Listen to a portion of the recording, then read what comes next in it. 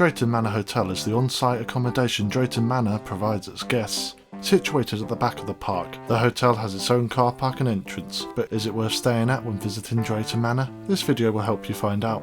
Situated on the edge of the former estate owned by the Peel family, Drayton Manor Hotel is easily accessible by road. Going through the car park, you come across the hotel, standing amongst the trees with its unique design. Looking a bit out of place with its sort of lighthouse-esque, seasort resort-ish theme, there's no denying this building is quite beautiful. Better than a run-of-the-mill budget hotel you'll usually find on the edge of a car park like this. Upon entering the building, you are immediately greeted with a large seat to relax on, an interesting carousel centrepiece that looks like Thomas was hastily added in, and Drayton Manor Hotel shop, of course. The reception area is a large open space, and being bright white in colour, there's no denying how well it is cleaned, which is actually really well. The reception desk is right on the other side of this room, meaning you have to walk past the gormless island of Sodor characters, who make a nice change from the gormless other hotel guests you usually bump into here in order to get your keys. Before we head to the room, I just want to say, even though I joked that they were gormless, I love all the little Thomas the Tank Engine characters that fill the reception. Although unanimated, they do bring some life to the room. My only disappointment is that you are not greeted by a well-known character to welcome you to the hotel. There's a rideable Thomas Kids toy right at the side of the entrance, but no big wow character to give an instant payoff for any Thomas fans visiting Drayton Manor.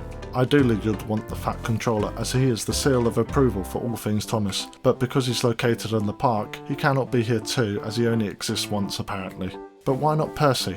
Or Gordon? Or the Fat Controller's mum? Bring in one of the big guns please.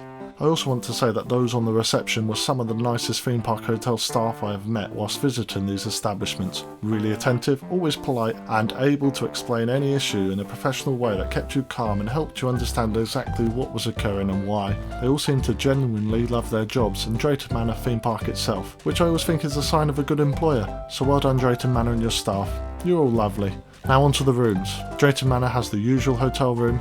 They look something like this, however they also have themed rooms such as the Viking or Thomas rooms that are for sale for a price difference of around £50. Walking to these rooms you are treated to these corridors which are full of old Drayton Manor memorabilia. It's great to see how much Drayton Manor cares about its history, and if they had a Drayton Manor themed room I'd definitely stay in it. Back to our room, we decided to spoil ourselves, and you the viewer, by going for the more expensive Thomas the Tank Engine themed room. No, you don't have to thank us, just a like on this video and a tap on the subscribe button if you haven't already subscribed will do us just fine. Thanks. Upon entering you are immediately greeted by Thomas himself. With enough sticky out edges you'll be worried your small child would run into him. The room is quite large with the children's bunk beds to one side and the adult's double bed tucked around the wall. The children's side is incredibly well themed. Instead of the usual vinyl wallpaper rubbish, this room has a lovingly made hand-drawn wall design. There's Harold, there's a chicken, and there's James, about to run over said chicken. This side of the room has a gaming TV, but you have to bring your own system. The bunk beds also have a television each if you're the type of parent who likes to plop your kid down in front of one at the end of the day. On the bunk beds there are some very nice blankets on them.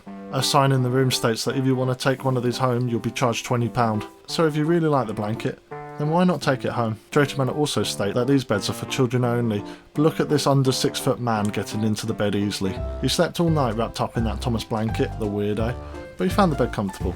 The adult side of the room isn't well themed.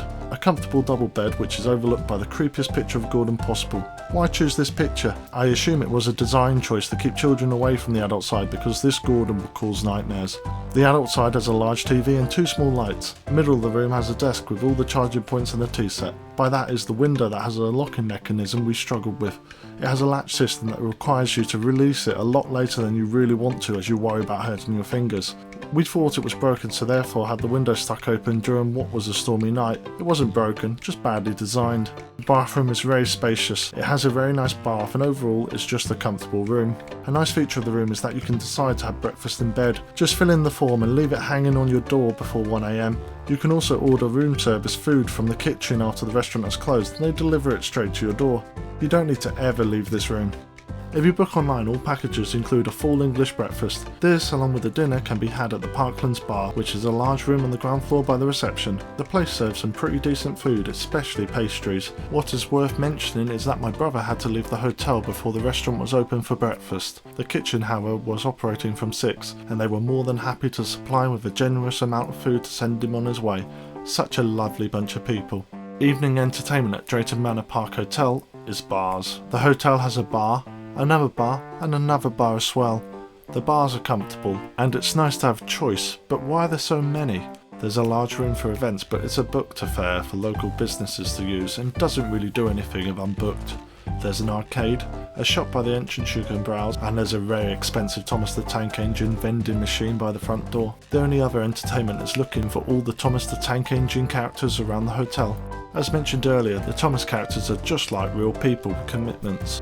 The engines only appear once as models in the park or the hotel. I still think the Fat Controller should be available for photo opportunities in the Drayton Manor Hotel, and that is a hill I'm willing to die on. I guess I just have to buy a park ticket in order to see him. Booking online with the Drayton Manor official website gives you a free second day entry to the park. Each day has an extra 30 minutes exclusive early access to the park, with a chance to ride a few selected Thomas Lounge rides before the park opens to the other guests. Staying at the hotel gives you a fast pass, allowing you to skip one queue in the park. That's not bad. To conclude, Drayton Manor Hotel is a well run and much loved hotel. Whilst the evening entertainment mainly consists of drinking at one of the bars the hotel offers, the hotel has a warm and hospitable atmosphere, with some of the friendliest hotel staff we have come across. Whilst Drayton Manor will never be able to financially compete with its nearby Alton Towers neighbour, it has challenged the biggest park in the right way with brilliant customer service and a clean, inviting hotel that appeals to all potential overnight park visitors. It would be nice to see how the Drayton Manor Hotel improves on what it already has, and hopefully it will work out a way of increasing the after-park entertainment value within the hotel grounds to transition the hotel from a good theme park hotel to an excellent must-visit one. Please leave a comment below if you have any questions or things you want to say about the Drayton Manor Hotel, and leave a like if you found the video useful, as it makes it easier for others to find our review too. We have a fair few theme park hotel reviews on our channel, and if you're looking at more on-site park places to stay, subscribe for more and we'll be publishing more of them along with theme park reviews and other theme park related videos. Thank you for watching.